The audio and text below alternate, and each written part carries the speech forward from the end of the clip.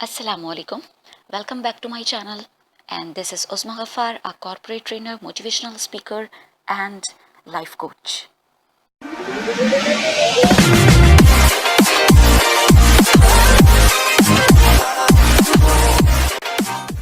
कैसे हैं आप सब लोग?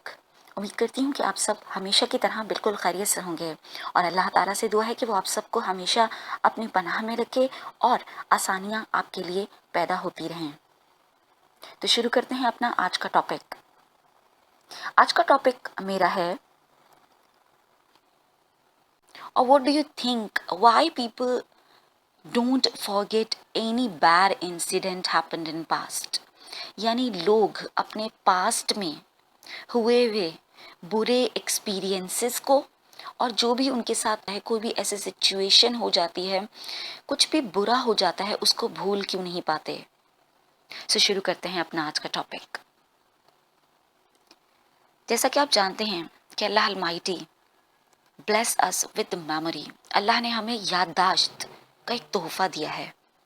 इफ एनीथिंग हैपेंड अनयूजुअल और अनएक्सपेक्टेड और sudden, great damage, heartbreak, people usually don't forget it. कुछ ऐसी चीज़ें जो अनएक्सपेक्टेड हो जाएं, अनयूजुअल हो जाएं, या अचानक से सरजद हो जाएं, या हमारा दिल जिनकी वजह से टूट जाए, या हमारा बहुत बड़ा नुकसान हो जाए, तो यूजुअली लोग वो चीज़ नहीं भूल पाते, वो उनकी याददाश्त का हिस्सा बन जाती है। इसके रीजंस जो निकल कर सामने आए, number 1 reason, they don't want to forget. पहला रीजन तो ये कि वो भूलना ही नहीं चाहते। Number 2, they are not mentally strong. वो मेंटली स्ट्रॉन्ग लोग नहीं होते, इसीलिए अपने पास्ट को हर वक्त जहन में रखते हैं। Number 3, they don't know how to forget. एक रीजन ये तीसरा कि उन्हें पता ही नहीं है कि इनको भूला किस तरह से जाए। Number 4, they repeat it with in their mind. वो अपने माइंड में उसे रिपीट करते रहते हैं और दूसरों के साथ शेयर करते रहते हैं, उस पिक्चर को देखते रहते हैं, उस शख्स की फ़ोटोज़ को देखते रहते हैं। अगर जैसे किसी शख्स की डेथ हो गई है तो उसके फ़ोटो को देख देख कर बार बार उसको याद करते रहते हैं और उसी तकलीफ दे मोमेंट को वापस दोहराते हैं कि जब उस शख्स की डेथ हुई थी। Number 5, they don't accept the truth that कि इसमें अल्लाह की कोई ना कोई मसलहत थी, इस वजह से ये हुआ। वो इस चीज़ को, इस सच्चाई को तस्लीम नहीं कर पाते, इस हकीकत को एक्सेप्ट नहीं करते। Number 6, they don't accept their weakness. वो अपनी इस कमज़ोरी को एक्सेप्ट नहीं करते, that some matters are out of their control.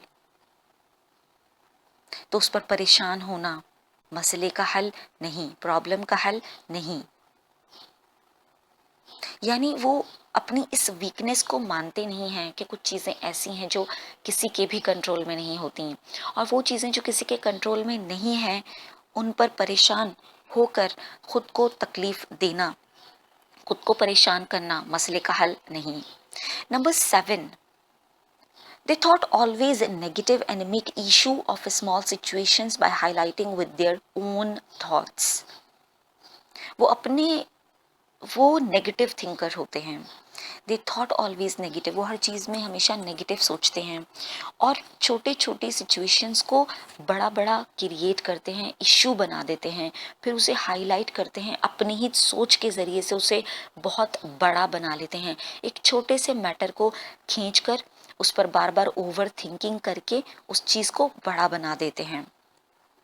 Number 8, एक ही चीज़ को वो एक हफ्ते तक खींचते हैं, एक महीने तक खींचते हैं और उस चीज़ को लेकर परेशान होते हैं और सामने वाले को भी परेशान करते हैं। जैसे किसी बात पर अगर किसी का उनसे झगड़ा हो गया या उनका किसी से झगड़ा हो गया तो वो उसे, सामने वाला शख्स अगर भूल भी जाए तो वो उसे नहीं भूलते और उसे भी याद दिलाते हैं कि तुम्हें याद है उस दिन तुमने क्या कहा था, तुम्हारी उसी कहने की वजह से मैं अब तक नाराज़ हूँ, या मैं तुमसे अब बात नहीं करना चाहती, या मैं अब तुमसे बात नहीं करना चाहता क्योंकि तुमने 2 हफ्ते पहले ये कहा था।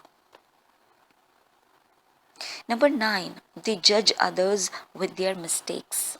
वो लोगों को उनकी गलतियों से जज करते हैं, उनकी अच्छाइयों को देखते हुए उन्हें जज नहीं करते, बल्कि उनकी 10 अच्छाइयों में अगर एक बुराई नज़र आएगी, एक मिस्टेक नज़र आएगी, तो उस मिस्टेक की बिना पर उन्हें टाइटल दे दिया जाएगा। Number 10, they never turn their way of looking towards positive sides. चूंकि उनका देखने का नज़रिया हमेशा से नेगेटिव रहा है, तो वो उस नज़रिए को पॉजिटिव नज़रिए में तब्दील कर ही नहीं पाते।